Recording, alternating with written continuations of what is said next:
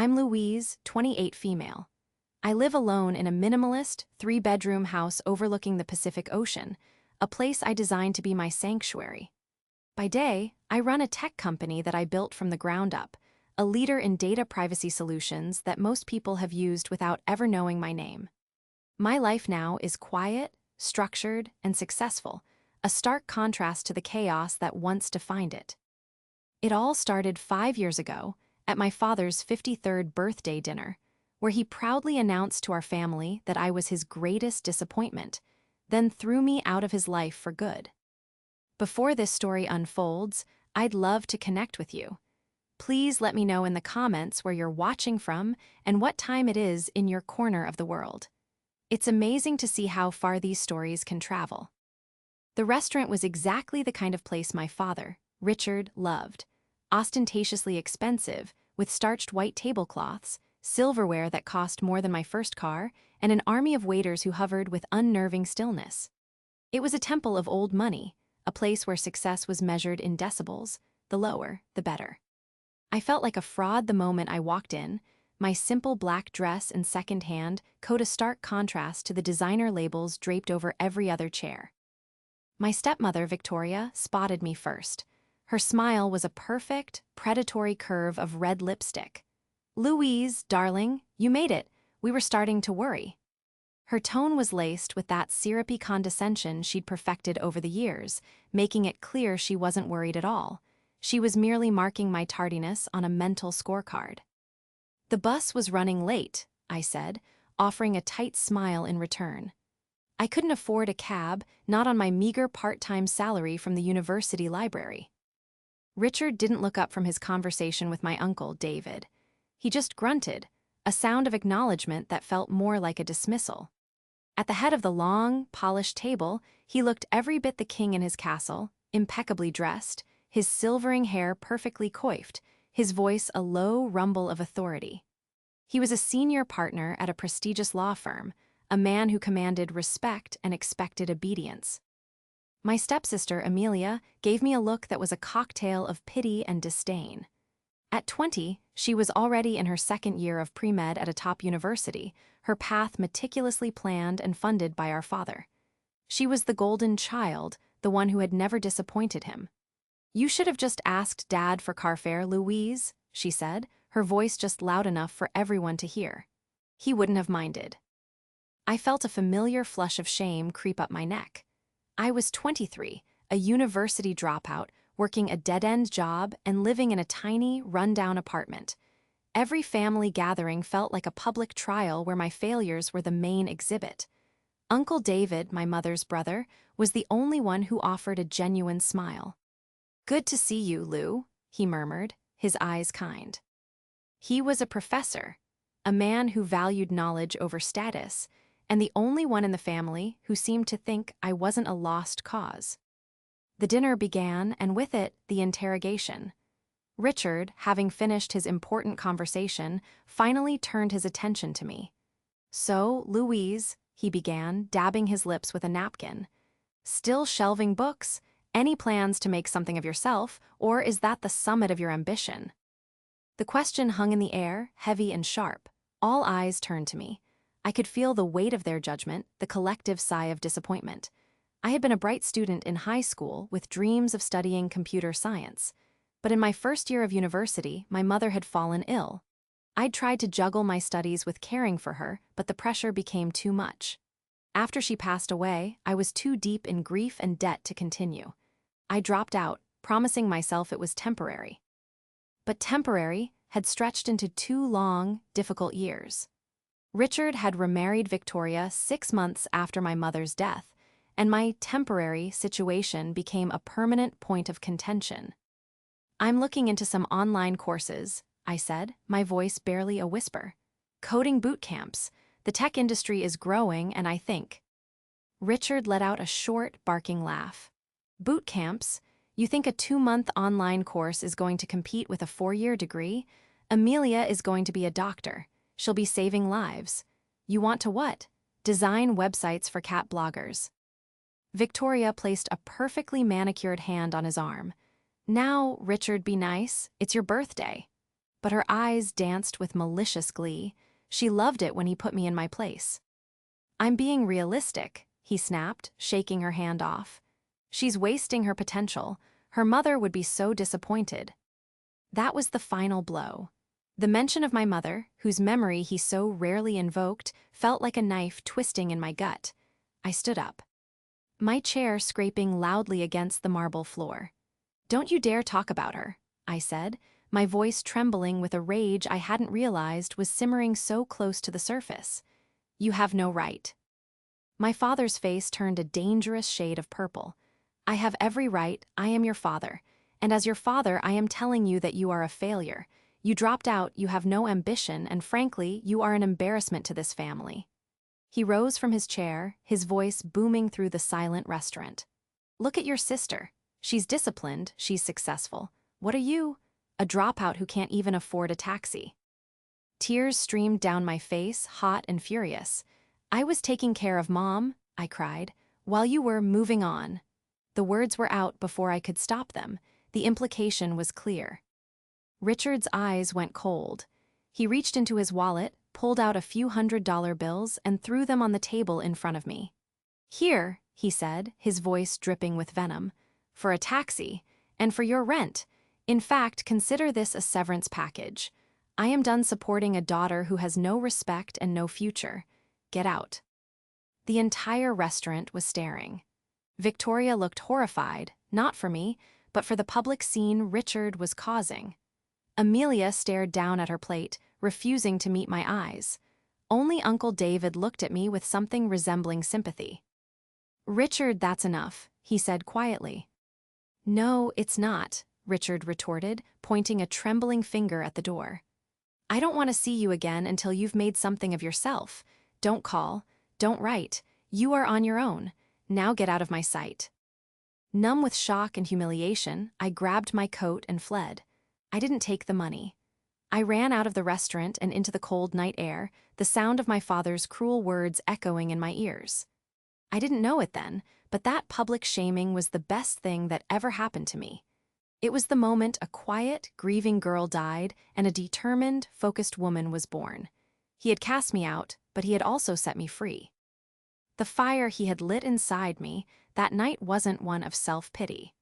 It was the beginning of a blaze that would one day consume his entire world. The bus ride home was a blur of streetlights and tears. Each jolt of the vehicle felt like a physical manifestation of the turmoil in my soul. My father's words played on a loop in my head: embarrassment, failure, no future. By the time I reached my dingy apartment building, the anger had burned through the grief, leaving behind a cold, hard resolve. He wanted me to make something of myself? Fine, I would. But I would do it on my own terms, and I would never, ever let him be a part of it. My apartment was a single room with a kitchenette and a bathroom, the kind of place where you could wash dishes while sitting on the bed. The window looked out onto a brick wall. It was depressing, but it was mine. That night, it felt like a prison cell and a sanctuary all at once. I sank onto the lumpy mattress, the silence of the room amplifying the ringing in my ears. The first few weeks were the hardest. The reality of being completely cut off was a brutal shock to the system. While my father's financial support had been minimal and always came with strings attached, its absence was immediately felt. I was already working 30 hours a week at the library, but my paycheck barely covered rent and utilities, leaving little for food. I started eating ramen noodles for dinner, then for lunch and dinner. I lost weight I couldn't afford to lose. One evening, my landlord, a gruff but not unkind man named Mr. Henderson, knocked on my door. "Rent's late, Louise," he said, his eyes softening slightly as he took in my gaunt appearance. "I know, Mr. Henderson, I'm sorry. I'll have it by the end of the week, I promise." He sighed. "Your uncle was here, David, left this for you." He handed me a sealed envelope. Inside was $500 and a short note. "Lou, this isn't a handout. It's an investment. I believe in you. Call me if you need to talk. D." I burst into tears, a fresh wave of gratitude and shame washing over me. I called him the next day, my voice thick with emotion. "I can't accept this, Uncle David." "Yes, you can," he said firmly. Your father is a proud, stubborn man, Louise. He's hurt and he's lashing out. But he's wrong about you. You have your mother's mind and her strength. Don't let him define you. His words were a lifeline. I used the money to pay my rent and buy groceries, real groceries, with vegetables and protein. I felt human again, but I knew his loan was a temporary fix. I needed a real plan. My job at the university library was tedious, but it had one major perk: free, unlimited access to information. I spent every spare moment in the computer science section, devouring books on coding, network security, and data architecture. I used the library's computers to work my way through the free online courses my father had mocked. I started with the basics: Python, Java, C++, and then moved on to more complex subjects. My brain, which had felt foggy and slow since my mother's death, came alive. The logic of coding, the clean, orderly world of algorithms and data structures, was a balm to my chaotic life. It was a world where problems had solutions, where effort yielded tangible results. For the first time in years, I felt a sense of purpose. I started taking on small freelance gigs I found online, building simple websites for local businesses, debugging code for other students. The pay was terrible, but it was extra income, and more importantly, it was experience. I built a small portfolio of my work, each completed project a tiny brick in the foundation of my new life. I created a new email address and a new online identity. I didn't want any of my work to be traceable back to Louise, the dropout daughter of Richard. This new persona was disciplined, professional, and brilliant. She was everything my father said I was. 6 months after the disastrous birthday dinner, I landed a remote, part-time contract with a small startup based in another city. They needed someone to help them develop a secure data transfer protocol. It was my first real tech job, and while the pay was still modest, it was more than I made at the library. I quit my library job the same day I signed the contract.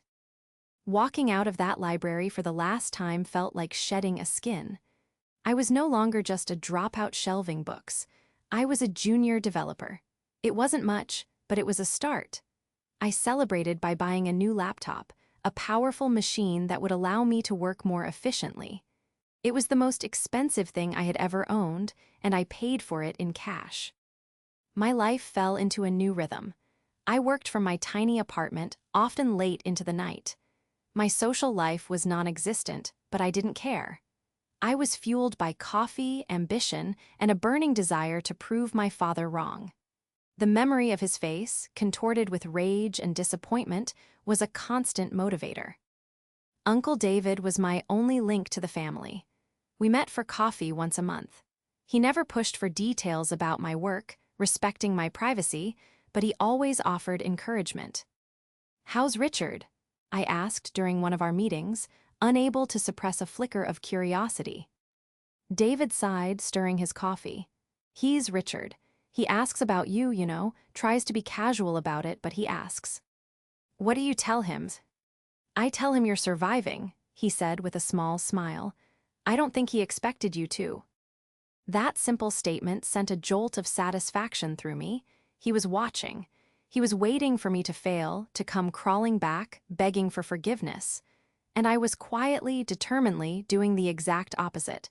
I was surviving. And soon I would be thriving. The foundation was laid.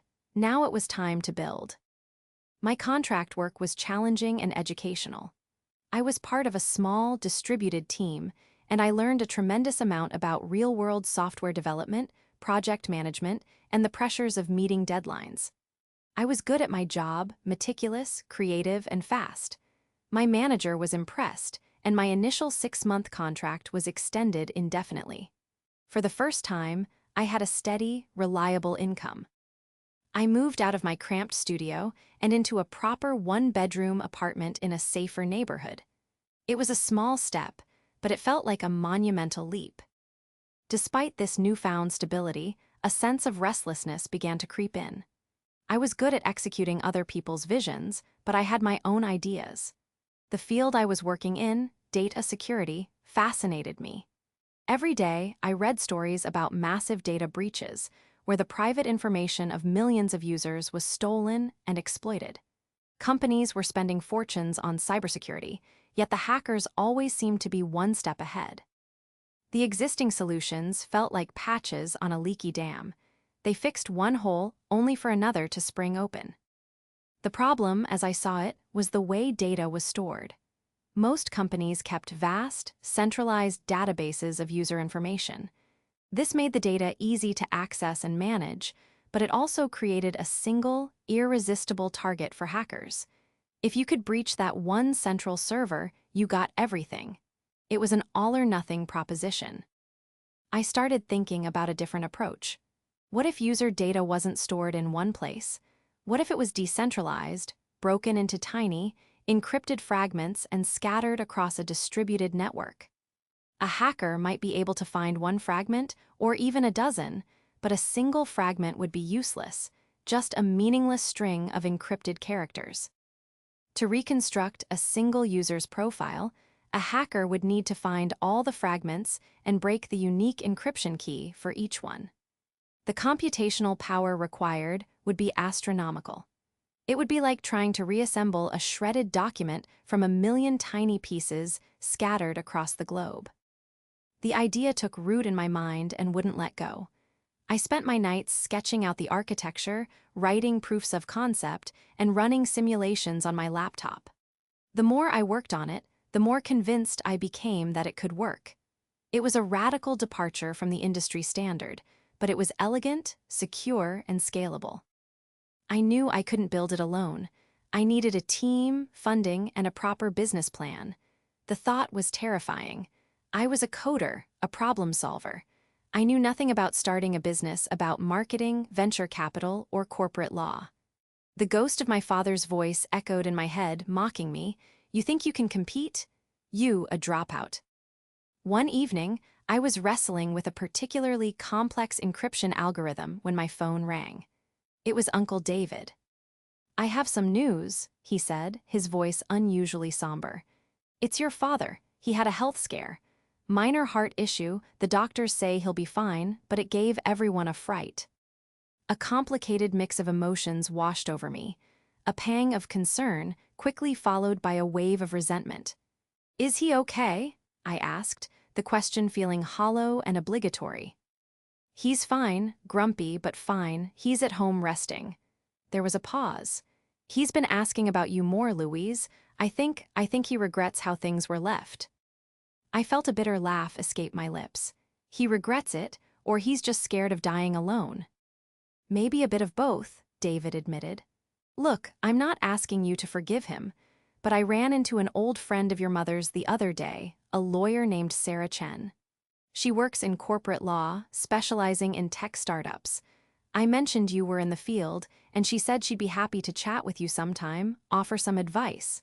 No strings attached. I thought it might be helpful. It felt like a sign, a lawyer specializing in tech startups. It was exactly what I needed. Thank you, Uncle David, I said, my voice genuine. I'd like that very much.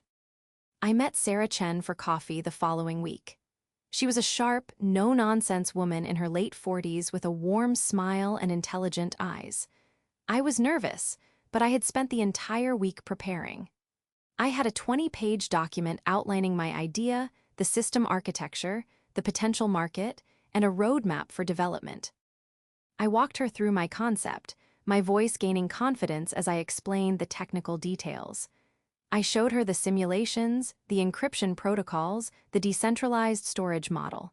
She listened intently, asking sharp, insightful questions. She challenged my assumptions, poked holes in my logic, and forced me to defend every aspect of my plan.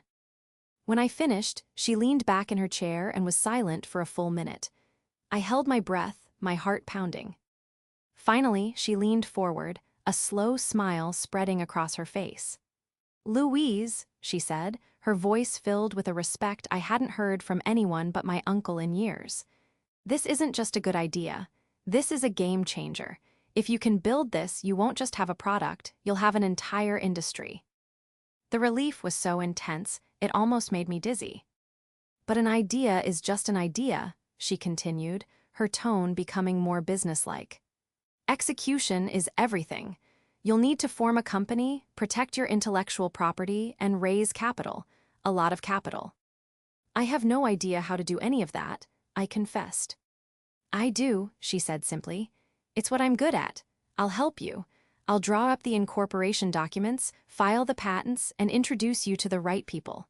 Pro bono for now. My payment will be a small stake in the company you're about to build. We talked for another 2 hours, hammering out the first steps. We needed a name. We settled on Aegis Data, after the mythical shield of the gods. It was perfect, a symbol of ultimate protection. I walked out of that coffee shop feeling like a different person. I had a viable, world-changing idea. I had a brilliant lawyer on my side. The fear and self-doubt that had plagued me for years were still there, but now they were overshadowed by a thrilling, terrifying sense of possibility. I wasn't just surviving anymore. I was building. Aegis Data wasn't just a company, it was my declaration of independence. It was the weapon I would use to prove my father and the rest of the world wrong. The spark had been ignited. Now it was time to build the fire. The next 2 years were a blur of relentless work. My life became a cycle of coding, meetings, and endless cups of coffee. I officially founded Aegis Data, with Sarah Chen handling the legal labyrinth of incorporation and intellectual property. Her guidance was invaluable. She protected my idea with a fortress of patents and trademarks, ensuring that what I was building was mine and mine alone. My one-bedroom apartment became our first headquarters. My living room was filled with whiteboards covered in complex diagrams, my kitchen table was buried under legal documents, and my bedroom was my server farm. I lived and breathed Aegis. Sarah introduced me to a handful of angel investors, early-stage funders who were willing to take a risk on a high-potential idea. The first few meetings were brutal. I was a 24-year-old woman with no degree and no track record, pitching a radical concept to rooms full of skeptical, middle-aged men. They patronized me, questioned my technical expertise, and balked at my valuation. More than one of them suggested I'd be better off finding a male co-founder to be the face of the company. Each rejection was a fresh sting, a reminder of my father's words. But with each no, my pitch got stronger, my resolve hardened, and my presentation became more polished. Sarah was my coach, drilling me before every meeting, teaching me the language of business, and reminding me that I was the smartest person in the room. Finally, we found an investor who got it. A woman named Evelyn Reed, a retired tech executive who had made her fortune in cybersecurity in the early 2000s. She listened to my pitch without interruption, her gaze sharp and analytical. When I finished, she didn't question my age or my background. She questioned my code. For an hour, she grilled me on the technical minutiae of my system, from the encryption algorithms to the data sharding process. It was the most grueling technical interview of my life. At the end, she simply nodded. "I'm in," she said. "I'll provide the seed funding, $2 million. It'll get you a proper office, allow you to hire a small team, and build a working prototype." That $2 million felt like a quadrillion. We leased a small, unglamorous office space in a quiet part of the city. I hired my first 2 employees, a brilliant but eccentric network architect named Ben and a meticulous quality assurance engineer named Maria. We were a small, scrappy team, united by a shared belief in the mission. The work was grueling. We worked 18-hour days, 7 days a week. We were not just building a product, we were creating a new technology from scratch. There were countless setbacks, bugs that seemed impossible to solve, and moments when I was convinced the entire concept was flawed. In those moments of doubt, I would think of my father's sneering face at that birthday dinner, and the anger would fuel me through the night. I operated in complete stealth mode. Aegis Data had a generic placeholder website. I used a pseudonym in all my external communications. I had cut off all social media. As far as my family was concerned, I had fallen off the face of the earth. Uncle David was my only connection. Our monthly coffees continued, a small ritual of normalcy in my otherwise chaotic life. He knew I was working on a project, but I kept the details vague.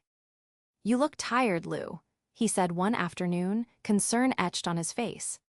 "I'm fine," I said, forcing a smile. "Just busy." "Your father called me again," he said gently. "It was the anniversary of your mother's passing. He was subdued. He asked if I'd heard from you." A part of me, a small, wounded part, wanted to reach out, but I crushed it. It was too soon. I had nothing to show him yet but a half-built prototype and a mountain of debt. My victory had to be absolute, undeniable. "Tell him I'm fine," I said, my voice flat. After a year of relentless development, we had a working beta. We deployed it with a handful of small, forward-thinking companies who were willing to test our unproven technology. The feedback was overwhelmingly positive. Our system was faster, more secure, and more efficient than anything on the market. With a successful beta test under our belts, we went for our Series A round of funding. This time, it was different. We weren't selling an idea, we were selling a proven product. Evelyn Reed made introductions, and a bidding war erupted between two of the largest venture capital firms in Silicon Valley. We ended up closing a $30 million funding round. The news was reported in the tech journals, but the coverage focused on the technology and the VCs. The CEO was mentioned only by my professional pseudonym. No photos, no interviews, I was a ghost. With the new funding, Aegis Data exploded. We hired dozens of new employees, engineers, salespeople, marketers. We moved into a RGE, modern office downtown. I was now the CEO of a multi-million-dollar company with over 50 employees. I was 26 years old. I still lived in my modest one-bedroom apartment. I still drove a 10-year-old car. I poured every ounce of my energy and every dollar of my salary back into the company. The only indulgence I allowed myself was a secret one. I began searching for a house, not just any house, a beach house. The kind of place my mother had always dreamed of, a place of peace and sanctuary by the sea. It became my quiet obsession, the symbol of the life I was building, a life that was a universe away from the shame and humiliation of that birthday dinner. The silence was my shield, but soon it would be time to make some noise. With Aegis Data growing at an exponential rate, my role shifted from hands-on coder to full-time CEO. My days were a whirlwind of board meetings, strategic planning sessions, and high-stakes negotiations. I hired a seasoned chief operating officer to manage the day-to-day operations, freeing me up to focus on the long-term vision. We were no longer a scrappy startup. We were a major player in the tech industry, and our client list was beginning to include Fortune 500 companies. Despite the company's success, I remained a ghost. I turned down all interview requests and speaking invitations. The tech world knew of Aegis Data, but they didn't know me. My anonymity was my armor. It allowed me to work without the distraction of public attention and, more importantly, without the risk of my family discovering the scale of my success. My personal life remained Spartan, but my secret project, the house hunt, intensified. I hired a discreet real estate agent who specialized in high-end, private properties. My criteria were specific. It had to be on the ocean, it had to be isolated, and it had to be a place of architectural beauty and tranquility. It was the physical manifestation of everything I had worked for, a fortress of solitude and success. After months of searching, my agent found it. It was a stunning piece of modern architecture nestled in a secluded cove about 2 hours up the coast from the city. The house was all glass, steel, and warm cedar, with panoramic views of the Pacific Ocean from every room. It had a private beach, a winding path through a grove of cypress trees, and an overwhelming sense of peace. The moment I stepped onto the property, I knew it was the one. It was the house my mother would have drawn in her sketchbooks, the dream she never got to realize. The property was owned by a holding company, and the sale was complicated. The asking price was staggering, enough to make even the new, wealthy version of me pause. But I didn't hesitate. I saw it not as an expense, but as an investment in my own soul. Sarah Chen's legal team handled the transaction through a series of shell corporations I had set up for my personal assets. When the deal was done, the ownership was completely anonymous. There was no paper trail leading back to me or to Aegis Data. The house became my sanctuary. I would drive up on weekends, leaving the city and the pressures of my job behind. I spent hours walking on my private beach, the cold ocean air clearing my head. I furnished the house sparingly, with clean lines and comfortable, understated pieces. It wasn't a palace for entertaining, it was a home for healing. It was during one of these quiet weekends that Uncle David called. His voice was strained. "Louise, we need to talk. It's about your father." My heart clenched. What's wrong? "His law firm is forcing him into early retirement," David said. "It's not being framed that way, of course. They're throwing him a big, fancy retirement party. But the truth is they're pushing him out. The firm is modernizing and, well, Richard hasn't kept up. He lost a few major clients, made some bad judgment calls. He's trying to put on a brave face, but he's devastated. His entire identity is tied up in that job." I was silent, unsure how to feel. A part of me felt a grim sense of satisfaction. The man who had called me a failure was now being deemed obsolete himself. But another part, the part that still remembered him teaching me to ride a bike, felt a pang of sadness. "That's not all," David continued, his voice dropping lower. "He and Victoria are having financial trouble, serious trouble. He made some terrible investments, leveraged himself to the hilt to maintain their lifestyle. He thought he had another 10 years of his senior partner's salary to pay it all off. Now, he's losing the house. The grand, mock-Tudor mansion I had grown up in. The house he and Victoria had redecorated after my mother died, erasing every trace of her. The house I had been thrown out of. He's a proud man, Louise. He'll never admit it, but he's terrified. He's losing everything that defines him." David paused, then took a deep breath. "The retirement party is in a month. I think you should be there." "Why?" I asked, my voice cold. "So I can watch his public humiliation? Isn't that his specialty?" "No," David said softly. "So you can see for yourself that it's over. The power he held over you is gone. He's just a man, Lou, an old, scared man who made a terrible mistake 5 years ago and is too proud to admit it." I looked out the vast glass window of my living room at the waves crashing on the shore. My shore, my house, my life, built from the ashes of the one he had tried to destroy. Uncle David was right. The power imbalance had shifted. It wasn't about revenge anymore, not in the way I had once imagined. It was about closure. "Okay," I said, a plan beginning to form in my mind, a plan that was audacious and theatrical and absolutely perfect. "I'll be there, but I have a favor to ask. I need you to make sure of something for me." I laid out the details of my plan to him. It was a long shot, involving a bit of social engineering and a perfectly timed coincidence. "You want me to what?" he asked, incredulous. "Just trust me, Uncle David," I said. "It's time for the family to see the truth, but we're going to do it on my terms and on my territory." I spent the next month preparing. I called Evelyn Reed, my first investor and now a mentor and friend. I told her the whole story, from the disastrous birthday dinner to my father's impending retirement. She listened patiently. "So, the ghost is finally ready to materialize," she said when I had finished. "What do you need from me?" "I need a favor," I said. "I need you to buy a law firm." My plan was in motion. The stage was being set for a final, public confrontation. But it wouldn't be a shouting match in a fancy restaurant. It would be a quiet, undeniable display of power and success, held in the one place in the world where I was truly untouchable, my oceanfront home. The day of my father's retirement party was overcast and gray, the sky mirroring the somber occasion. The event was held at a downtown hotel ballroom, the kind of soullessly corporate space Richard had always favored. I arrived late, slipping in through a side entrance. I was dressed in a simple but exquisitely tailored navy blue suit. My hair was pulled back in a sleek ponytail, and I wore no jewelry except for a simple, elegant watch. I wanted to look powerful, not flashy. I stood at the back of the room, an anonymous face in the crowd of his colleagues, friends, and family.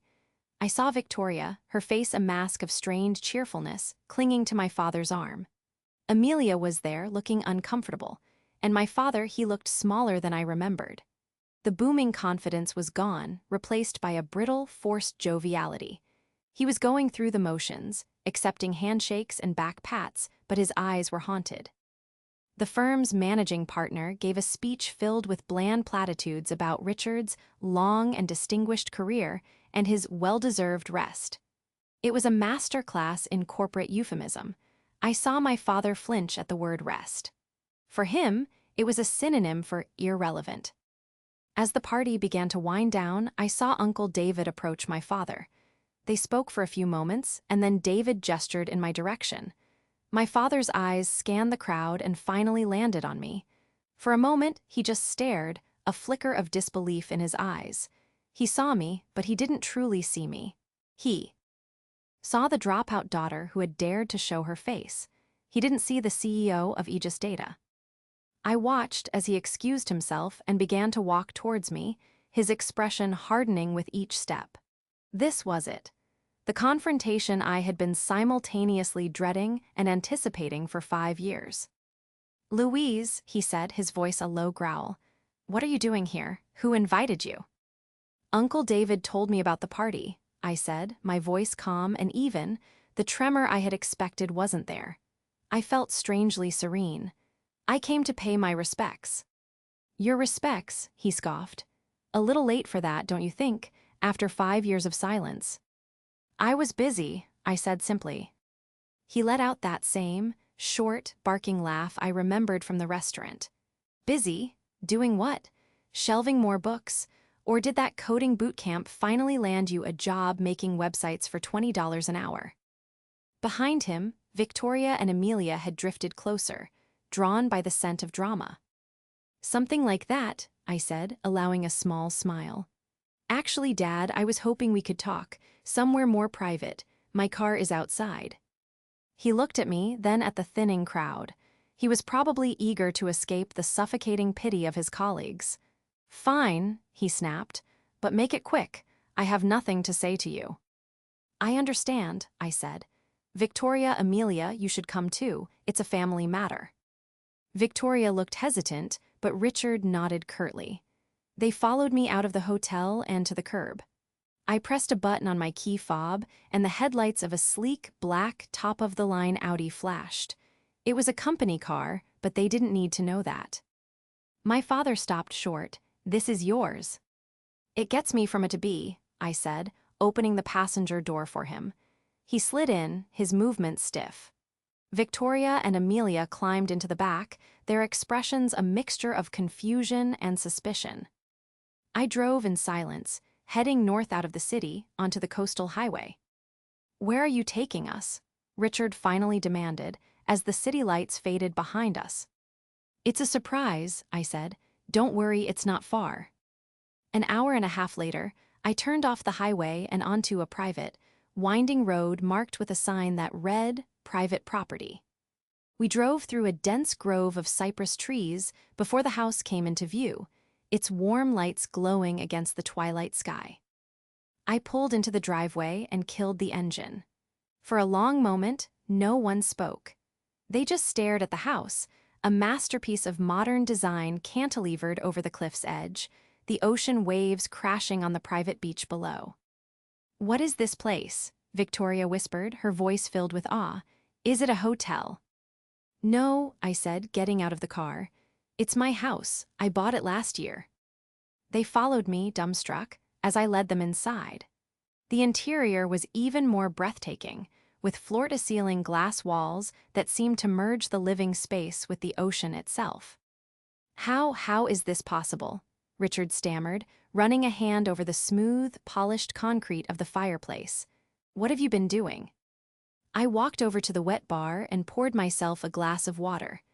I turned to face them, leaning back against the counter. "You told me to get out and make something of myself," I began, my voice steady. "So I did. I started a company, a tech company. It's called Aegis Data. We specialize in decentralized data security." Amelia's eyes widened. "Aegis Data? I've heard of them. They're huge. They just signed a massive contract with the hospital network I'm doing my residency at. I nodded. That was a good contract. We have dozens like it. Our last valuation was just shy of $30 million. I let that sink in. The silence in the room was absolute, broken only by the sound of the ocean. Richard looked as if he'd been struck by lightning. His face was pale, his mouth slightly agape.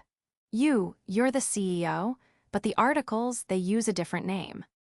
A pseudonym, I said. I value my privacy. I took a sip of water. I have something for you, Dad. I walked over to a leather briefcase on the coffee table and pulled out a file folder. I handed it to him. His hands were trembling as he opened it. Inside was a series of legal documents. I know the firm pushed you out, I said. And I know about your financial troubles. I know they're foreclosing on the house. He looked up at me, his eyes filled with a desperate, wounded pride. How could you possibly know that? I know because the company that holds your debt, the investment bank that bought up your bad loans, I own it. I bought it last week. I paused, letting the full weight of my words land. And your law firm, the one that just forced you into retirement. As of this morning, Aegis Data's new venture capital arm is its majority shareholder. We're restructuring the entire senior partnership. Your job is safe. In fact, you now work for me. The aftermath of my revelati. On was not the explosive, shouting match I might have once fantasized about. It was something far more devastating, a profound, suffocating silence. Richard sank onto one of the minimalist sofas, the legal documents slipping from his grasp and scattering across the floor. He stared into the middle distance, his face a canvas of shock, shame, and utter bewilderment. The patriarch, the king, had been checkmated in a game he didn't even know he was playing. Victoria was the first to speak, her voice a reedy whisper. $30 million you own the firm?